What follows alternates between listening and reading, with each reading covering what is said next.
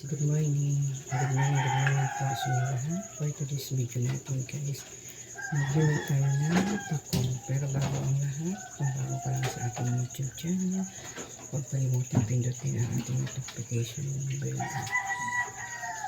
para lagi kang subscribe sa ating channel guys. And himayin muna natin, pako ang tawag dito guys sa inyo ba ang tawag nito? Yan ang ating hinulan ko na para ready na sa pagluluto. Medyo madami-dami din po guys na ating uumbahin para may babad na siya. Ito nang gugulayin ko dahil mahal-bulok ito. Wala naman kayong mga tira-tira at inubos na balik. Kasi marami eh.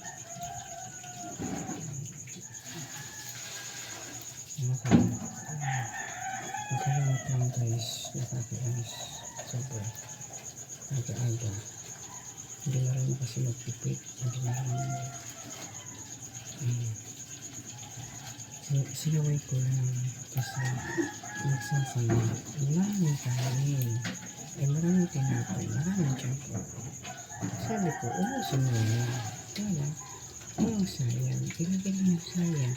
Pag ilang araw na hindi na siya kakain kaya panis na. Ayaw na initin.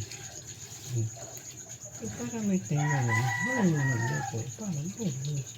Kasi once na okay lang naman yan, wala na. Hindi naman kakainin.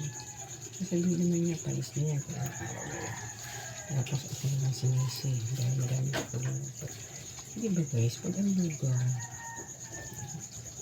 lutuin mo. Nadami yun.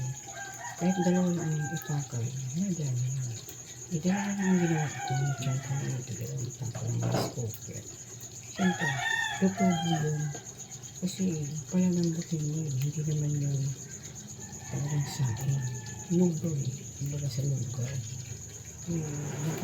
Nagahit sa akin. Nagwawala. Sobrang sobrang sa mga. Hindi ko kasi pinapansin. Pero ako kasi baka mag-isipan kaya ako nagagawin pa ako. Gusto ko lang habang tulog pa tatrabaho ko na dapat sa trabaho ko dahil ko kasi magbabayaan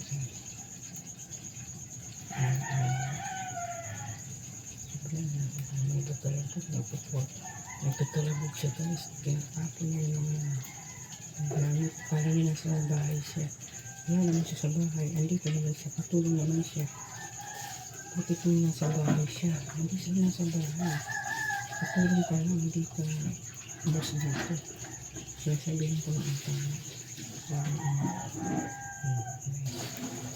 thank you guys, thank you for watching. Maraming salamat sa God bless.